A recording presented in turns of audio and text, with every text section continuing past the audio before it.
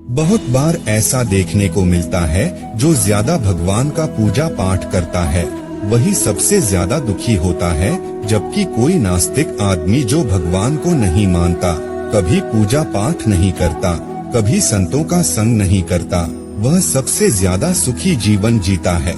यह सब चीजें देखकर कभी कभी तो ऐसा लगता है कि भगवान ही गलत है, भगवान का न्याय ही गलत है। यह कोई कहानी नहीं है, ऐसा हर किसी के साथ होता है। दोस्तों, आज के इस वीडियो में हम आप लोगों को इसके पीछे के कारण के बारे में बताने वाले हैं। भगवान श्री कृष्ण ने स्वयं इसका उत्तर दिया है। आखिरी ज्यादा पूजा पाठ करने वाले लोग दुखी और परेशान क्यों रहते हैं? इसका उत्तर भगवान श्री कृष्ण ने श्रीमद्भागवत गीता के माध्यम से बड़ी स्पष्टता के साथ बताया है। तो चलिए फिर शुरुआत करते हैं।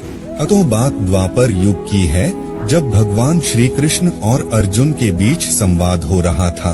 तब अर्जुन ने भगवान श्री कृष्ण से पूछा कि हे माधव, जो लोग ज्यादा पूजा पाठ करते हैं वह ज्यादातर दुखी और परेशान रहते हैं, इसके पीछे क्या कारण है? जबकि जो लोग भगवान का नाम भी नहीं लेते, भगवान का स्मरण बिल्कुल भी नहीं करते और हमेशा गलत कार्य में लिप्त रहते हैं, उन लोगों को मैं सुखी देखता हूँ। इसके पीछे का रहस्य मुझे समझाने का प्रयास करें। तब भगवान श्री कृष्ण ने एक छोटी सी कहानी के माध्यम से अर्जुन को इसका उत्तर दिया।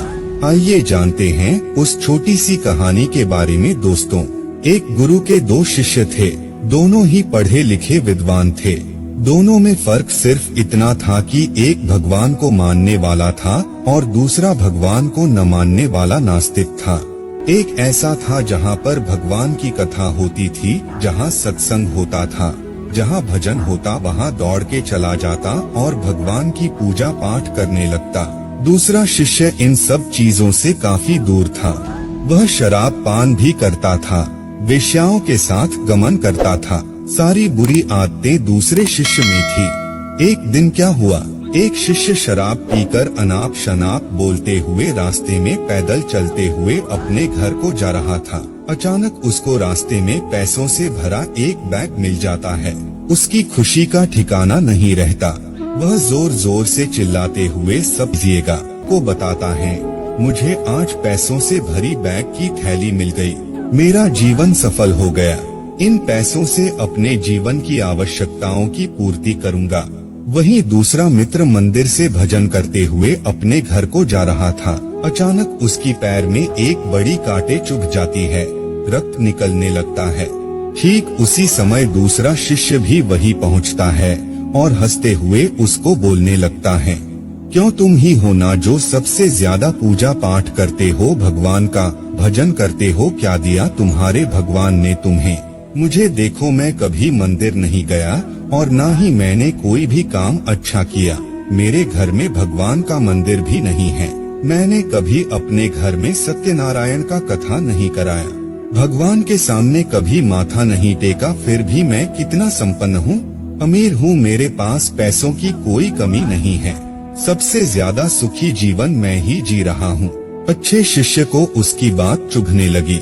उसने मन ही मन विचार किया, हाँ यह तो सच बोल रहा है, मैं कितना पूजा करता हूँ और वह कुछ नहीं करता, फिर भी कितना सुखी है। इतना सोचते हुए वह अपने गुरु के पास चला जाता है और यही प्रश्न गुरु से करता है। गुरुजी मुस्कुराते हुए बोले, भगवान जो करते हैं अच्छे के लिए ही करते हैं।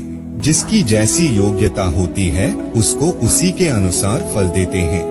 अब तुम्हारे प्रश्नों का उत्तर तुम जानते हो। भगवान ने तुम्हारे पैर में ही क्यों चुभाई काटे और उसको पैसों से भरी हुई बैग क्यों मिली? सुनो, तुमने पिछले जन्म में बहुत पाप किया था, इसलिए तुम्हारी आज मौत होने वाली थी। तुम बच गए क्योंकि तुम मंदिर गए थे, तुमने भगवान की पूजा की थी। यही एक कारण है कि तुम्हारी मौत न होकर सिर्फ एक ही काट चुभा। अब तुम्हारे मित्र की बात करते हैं। पूर्वजन्म में वह एक संत महापुरुष था, इसलिए उसकी आज किस्मत बदलने वाली थी।